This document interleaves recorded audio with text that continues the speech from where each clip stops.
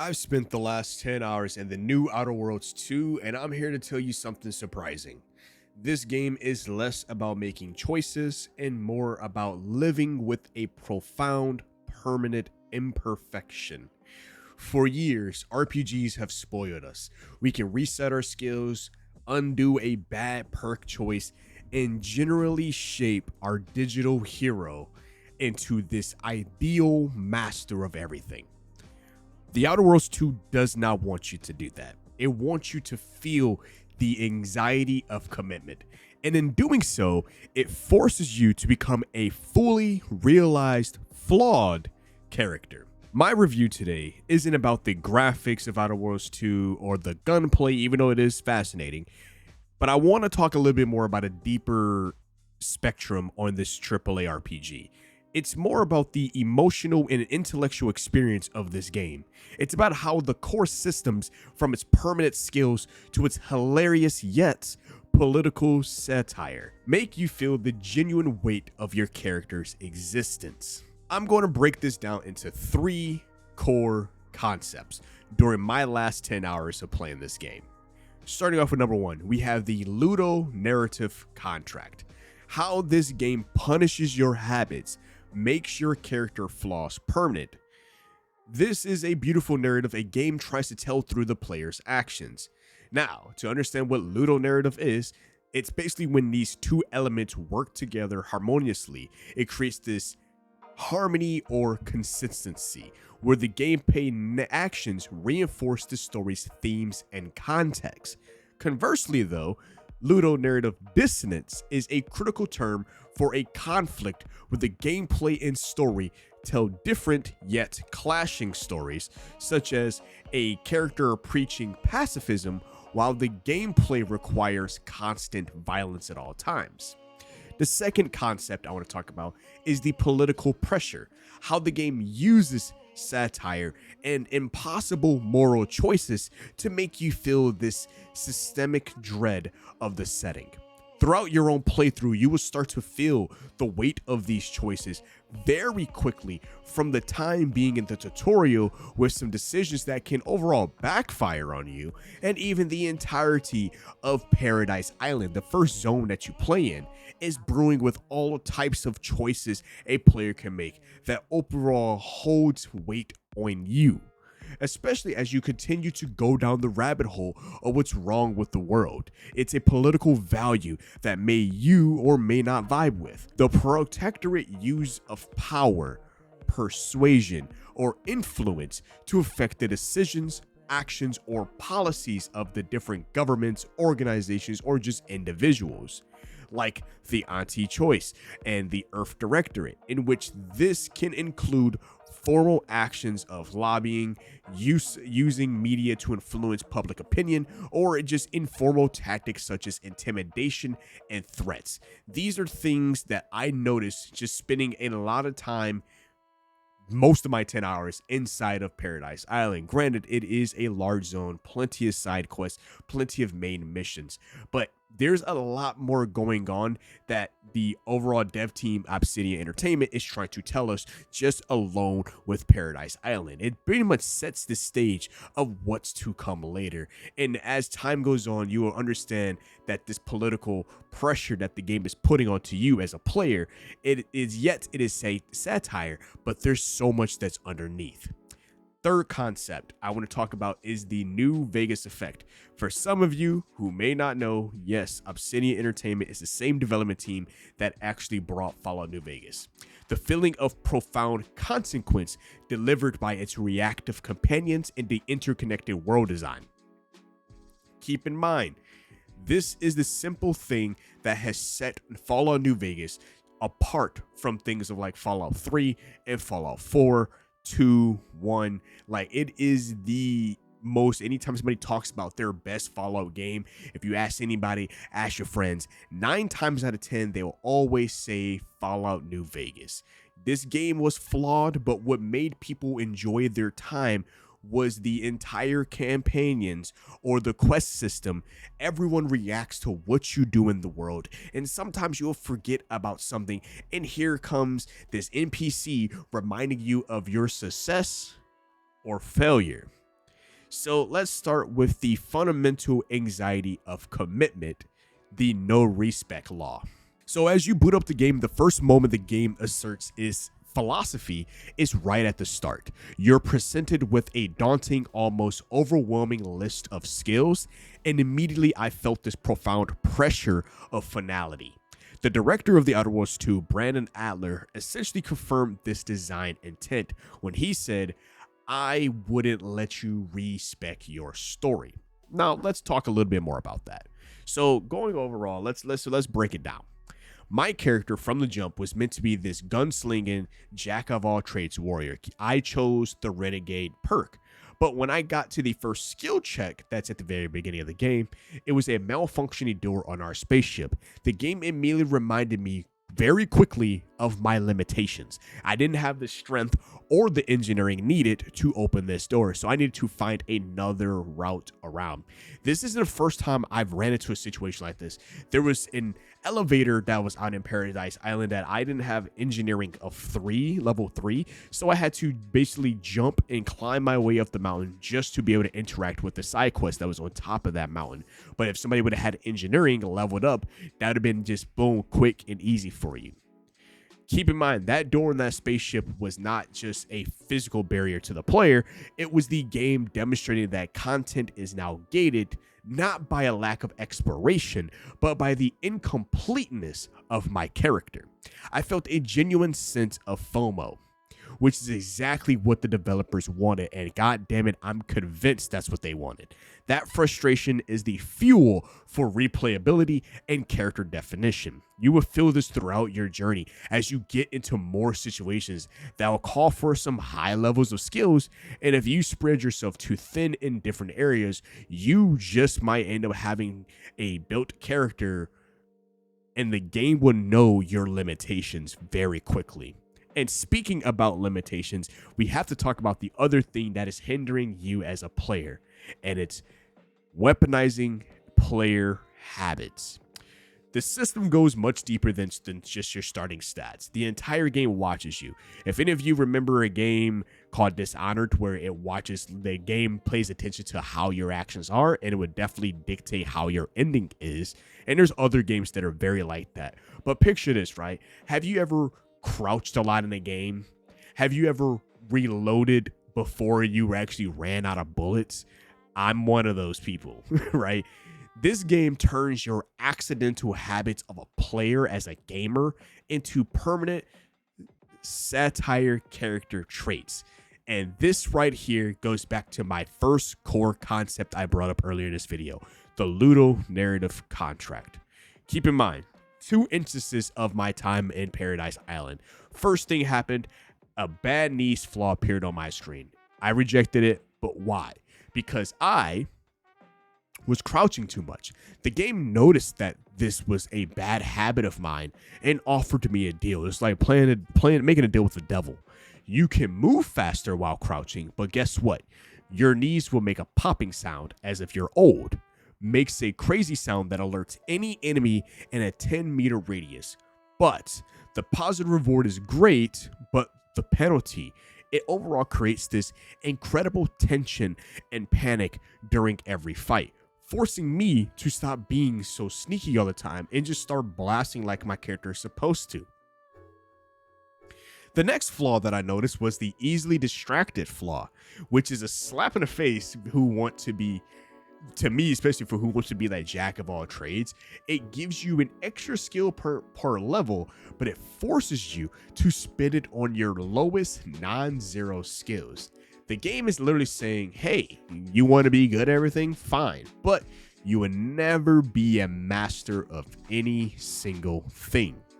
Yes, I did reject that one as well because I wanted to commit to a specific build that I was working on. So you do get the option of player agency to be able to just say, no, I don't want that benefit. But then it's like, damn, maybe I should have kept that flaw to get a couple of extra bonus points in certain areas. The net result is that every choice to allocating points to a skill tree, excessively crouching to accepting a flaw, is a form of irreversible character tattooing in a sense. That permanence is what makes the experience so intellectually stimulating. Next, we got to go to my second core concept, that political pressure. I told you I'll be back to that point. The Outer Worlds 2 uses this core anxiety of commitment to drive its narrative. The political landscape of this new colony is a masterwork of satire. It makes you feel a profound sense of moral dread because unlike in other RPGs, you just can't pick the perfect third option. You have to commit to an imperfect, flawed system. The world is a grotesque, hilarious reflection of our own corporate dystopia that we face in the real world. The Protectorate is a force of classic authoritarian tyranny, and the Directorate is this destructive bureaucracy, and then there's the anti-choice, which is like this free market haven, a physical manifestation of pure unregulated capitalism. The visual storytelling here is overall brilliant, like finding the shrine to Auntie's choice with endless purple snacks for our boy Charlton. That side quest was absolutely crazy because it's like you got this person who is trying to pretend that they're not all about the free capitalism world and you want to be a protectorate, but he's clearly showcasing a perfectly good visualization of addictive nature of consumerism. And that's another thing, speaking of consumerism, that's another flaw. If anybody out there who purchased the deluxe edition or anything like that, you got hit with the consumerism perk for being from the game calling you a dumbass for literally aiding their marketing with spending over hundreds of dollars just to play this game. But moving on to another permanent choice, let's talk about the first choices you have to make. So let's think about it like this, right? The main quest to reach the Vox Relay is where the game turns the screws on your moral compass.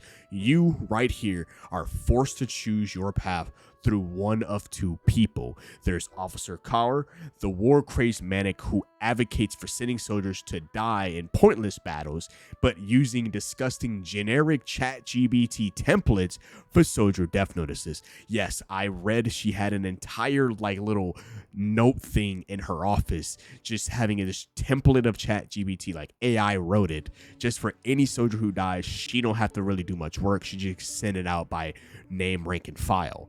This is the path of brutal, unfeeling efficiency. She wants you to outright just do a lot of, dangerous missions to get to so that she can get you to the Vox Relay. Then there's Minister Milver Street, the diplomatic, cautious route, the route that is the trial without much going on. I was mainly trying to check to see like whose side I really cared about. Like, do I want to just go into just diplomacy, or do I want to just send people out to their death? I just chose Milver Street, opting for that diplomatic route. But here's the kicker. The game ensured that neither choice feels really good. The final mission still forces me to consider committing some form of murder, offering up 2 traitors, or going in guns blazing. There was no clean, perfect third option, not that I've seen. If you guys had a third option other than sending Charlton to his demise and all that good stuff, or just going in guns blazing, please let me know in the comment section below, because at this moment, I did not feel like there was a third option of trying to save Charlton. But the feeling the game elicits here is resignation. You have to choose the least bad outcome, forcing you to own that imperfect consequences of your moral alignment, which perfectly mirrors the game's theme of flawed character development. Then back to my last concept, that New Vegas effect. The sense of commitment is maintained here because the world feels like it's always listening. This right here is the core strength that connects this game back to Obsidian's legacy, which is Fallout New Vegas. My own actions were constantly reflected back at me. My renegade starting character was rewarded with a unique dialogue choice to blast Directorate propaganda and a Protectorate environment, which then elicited an immediate hilarious reaction of disgust from a lot of the enemy NPCs, and then even our teammate Augustine Vries was not very happy with us doing it. The game didn't just log the action, it created a small memorable narrative beat out of it. Then also my meticulously exploration and due diligence, which is another gameplay habit that I have, was rewarded later when I discovered DeVries' room, right? That random discovery then unlocked more intimate, privileged dialogue options with another character by the name of Savannah Lockwood, giving me an advantage in a major quest. And keep in mind, a lot of stuff I honestly could have walked right past, and I could have just bum rushed my way through a lot of things, and I could have did poorly in a lot of the conversations. But the game doesn't just give you just this random trust like, hey, hooray, you did good for exploring. No, it rewards you with patience with a narrative leverage. The companions are the emotional engine of consequence, though. Even the tutorial, the tragic sudden situation that played out when it came to your crew getting offed almost, and what Augustine does to you, established this rapid, intense emotional attachment to the crew. But later, I end up getting a new companion by the name of Inez, and she reacted strongly to my choice to sending Charlton to his demise to get past the bridge. In that moment, the game created a perfect moral bind. Either A, you sacrifice Inez, your brand new companion, you sacrifice this minor NPC who is addicted, or face a death sentence going in guns blazing. When Inez expressed her disapproval, I didn't just see some form of a pop-up like, oh, this person didn't like this. That's like from the Telltale's games or whatever the case may be, or even old Fallout. I felt a genuine stab of guilt. Her disappointment cemented the severity of my actions in a way no narrative summary ever could. The companions function as permanent character witnesses. They don't let you forget your choices, making the world feel incredibly dense and reactive. Now, another thing that is one of the most satisfying aspects of this game is the pacing and structure of its quest design. The game never lets you charge straight to the main objective without making you understand the context. The side quests are not filler. I did not feel like every side quest felt like it had a lot doing with the main quest. They are the cement that holds the political framework together. There's rescuing Niall's old friend's team. There's doing multiple quests for Milver Street, multiple quests for other people, and overall fully trying to build this alliance with the Auntie's Choice, right? Helping out the guard up the front of the gate by getting the pocket watch back to it. Doing small things. The side questing marathon created just this massive sense of earned progress. Now, after hours of work, when I finally reached the end of the Vox Relay mission, the finale delivered an incredible narrative payoff that felt like a genuine perfect resolution of all those side quests and odd jobs that I did leading up to this. For those of you who played it, I'll call it the Megaton moment. It has that same gravity as the end of the Fallout 3 town of Megaton, definitely depending on what choice you make, because this is right here is where all of your efforts culminate in a major world-altering event and can set up the rest of the playthrough from your main decision. And that same gameplay design, doing everything, all the side quests, helping everybody out in the town, this brings back memories of Fallout 3's Megaton. You just start the game, you get past the tutorial, you're still looking for your father in Fallout 3. All of a sudden you come across this town with a nuke sitting inside of it. You do all these quests, you do all this for Moira Brown, you do the survival guide, and then now you're left with an option. Do you blow Megaton or do you save Megaton? Same thing applied inside of Paradise Island. Like I said, since the game is relatively new, I'm not going to spoil what exactly happens at the end of the Vox Relay mission. But for some of those of you who have already played, definitely know what decision you ended up making. The game successfully makes the journey, the compromises, the small acts of exploration, the failed skill checks feel as important as the destination. The Outer Worlds 2 is a masterclass in role-playing because it embraces the idea that imperfection is the most interesting path. The anxiety you feel when allocating your first skill points, the fear of accepting a flaw like bad knees, and the guilt when a companion like Inez scolds you. These aren't just glitches in the system or anything of that nature. These are overall core features of the game. By eliminating the safety net of a respec, turning player habits into permanent satire character traits, Obsidian has overall forced a level of commitment and consequence that is genuinely rare in most modern RPGs. It made me a more thoughtful, more cautious, and ultimately just a more invested player. I wasn't playing this perfect hero who's here to save the day. I was playing my character, this flawed, talking, reckless, hacker, sciency renegade who now lives with the consequences of everything I do, every permanent skill choice, and everything up the sun. If you're looking for an RPG that respects your ability to think deeply, analyze political satire, and truly live with your mistakes, then The Outer Worlds 2 delivers a permanent, beautiful, and sometimes agonizingly flawed masterpiece. You can drop $70 for it or get it free on Game Pass. But hey, let me know your thoughts on Outer Worlds 2. Have you had any crazy moments so far? Let me know in the comment section below. But as always, stay safe, Outcast. Make sure to subscribe to the channel for more deep dives. And hey, it's been your host, Chaos DTV, signing out. Peace.